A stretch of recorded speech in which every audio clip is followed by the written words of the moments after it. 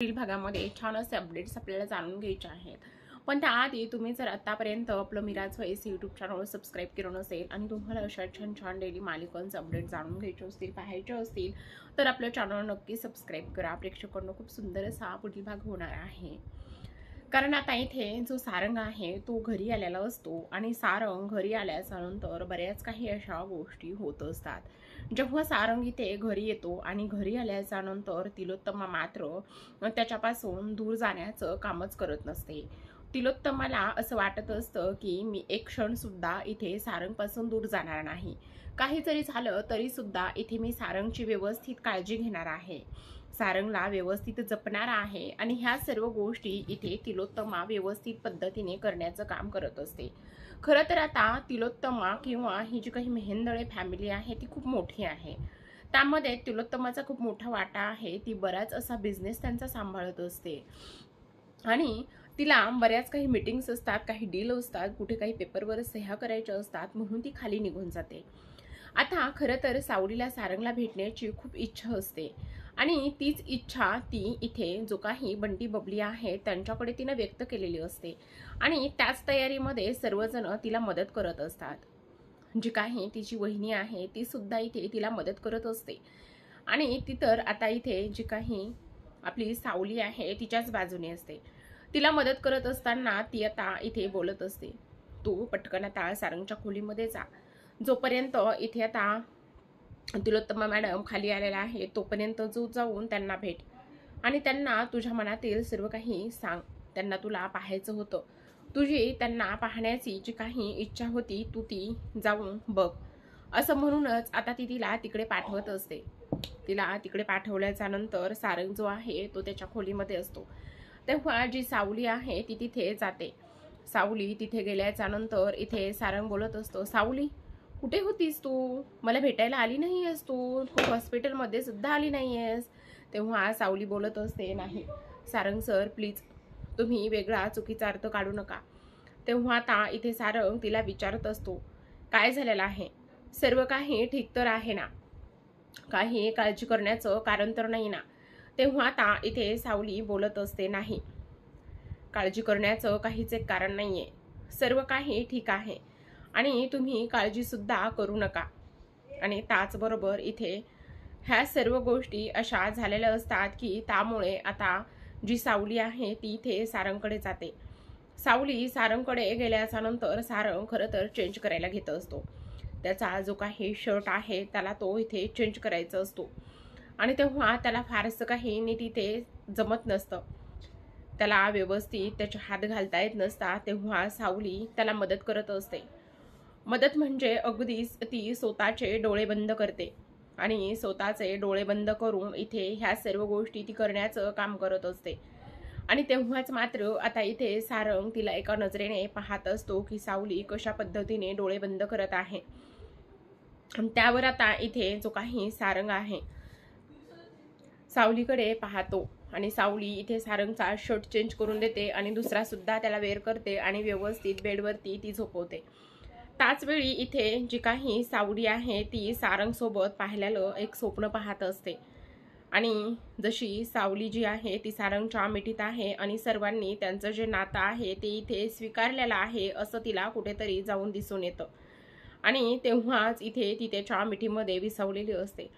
तर आता मात्र इकडे जो काही सारंग आहे, सारंग सावली त्याच्याकडे पाहत नाही म्हणून तो तिला बोलत असतो, काय झालं सावली, सर्व ठीक तर आहे ना? तेव्हा इथे ती बोलत असते, हो सारंग सर तुम्ही असं का विचारत आहात मला नाही माहिती। तेव्हा ना इथे ती त्याचं व्यवस्थित आटपून वगैरे देते। त्याचं व्यवस्थित आटपून वगैरे दिल्याच्या नंतर आता ती खाली जायला निघत असते। खाली जातच असते की तेवढ्यातच इथे आता तिलोत्तमा वरती येताना तिला दिसते। तेव्हा तिला खूप भीती वाटते, आता तिलोत्तमाजी इथे वरती येत आहेत। त्याचबरोबर त्या जर आता इथे वरती आल्या आणि त्यांनी मला जर इथे सारंग सरांच्या खोलीमध्ये पाहिलं तर खूपच मोठा इथे गोंधळ सुद्धा होऊ शकतो, असं पटकन तिच्या मनामध्ये येऊन जातं। तेव्हा आता इथे जी काही सावली आहे ती तिथेच कुठेतरी थांबण्याचं काम करते जेणेकरून आता काही जरी झालं तरी सुद्धा इथे मी तिलोत्तमा मॅडमच्या नजरेस पडू नये म्हणून ह्या सर्व गोष्टी ती इथे करते. तेवढ्यातच आता जी काही ऐश्वर्या आहे, ऐश्वर्या इकडे किचनमध्ये गेलेली असते.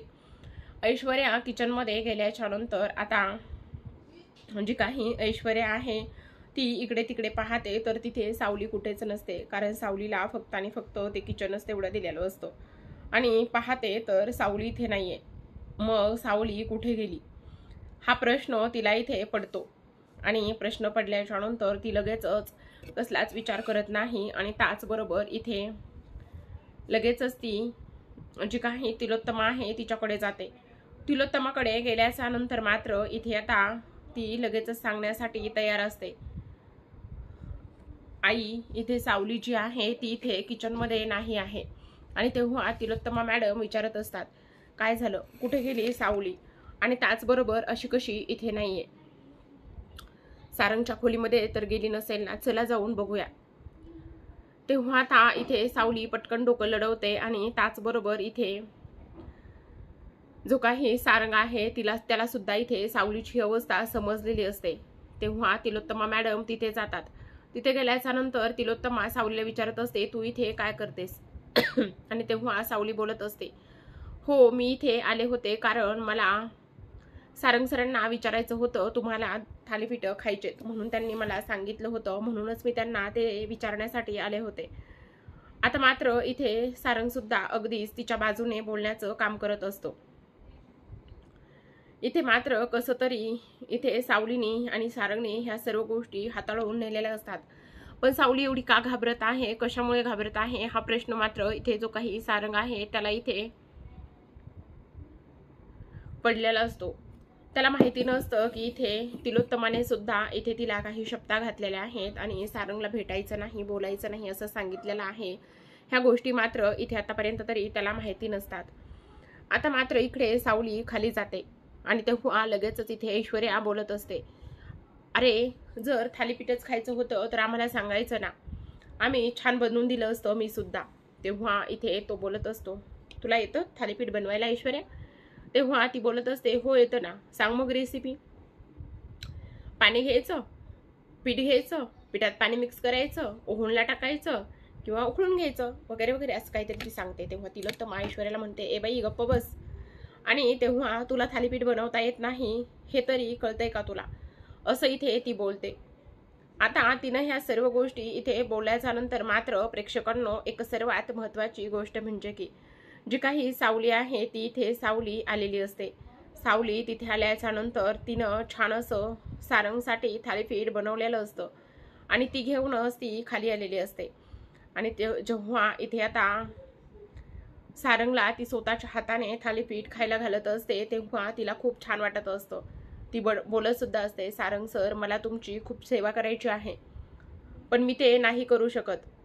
आणि तेव्हा ताई ते सारंग सुद्धा बोलत असतो, सावली असू देत, काही हरकत नाहीये. असंच इथे ह्या सर्व काही गोष्टी इथे ते बोलत असतात. त्याचबरोबर आता इथे प्रेक्षकांनो जी काही आपली सावली आहे, सावली खाली जाते आणि खाली गेल्याच्या नंतर ती खूप आनंदामध्ये असते कारण आज ती फायनली सारंगला तिनं पाहिलेलं असतं, भेटलेली असते. इकडे मात्र तिलोत्तमाला चकवा तिनं दिलेला असतो आणि अशा पद्धतीने ती सारंगला आता भेटत असते. तर प्रेक्षकांनो इथे आता आजच्या भागामध्ये एवढंच. उद्याचा भाग खूपच सुंदर आणि त्याहून तो तेवढाच इंटरेस्टिंग आणि रंजक असा झालेला आहे. तो जर तुम्हाला पाहायचं असेल तर तुम्ही आपलं चॅनल म्हणजेच मिराज व्हॉइस हे यूट्यूब चॅनल नक्की सबस्क्राईब करा. त्याचबरोबर इथे बेल आयकॉन सुद्धा प्रेस करा. अशाच नवनवीन आणि त्याचबरोबर छान छान डेली मालिकांचे अपडेट्स तुम्हाला इथे आपल्या चॅनलवर पाहायला ऐकायला मिळणार आहेत. कारण प्रेक्षकांनो आता इथे जो काही सारंग आहे तो हळूहळू बरा होत असतो. सारंग तर बरा होतोच पण आता इथे मात्र तिलोत्तमाला हे नातं स्वीकारायला सावली लवकरच भाग पाडणार असते. कारण सावलीच्या चांगुलपणामुळेच इथे आता जो काही सारंग आहे तो नीट होणार असतो. सारंगला सुद्धा सावलीला भेटल्याशिवाय राहत नसतं म्हणून तो तिची सुद्धा आठवण काढत असतो. तर भेटूयात पुन्हा एका नवीन अशा एपिसोड सोबत, अपडेट सोबत. तोपर्यंत पाहत रहा सावळ्याची जणू ही सावळी. धन्यवाद.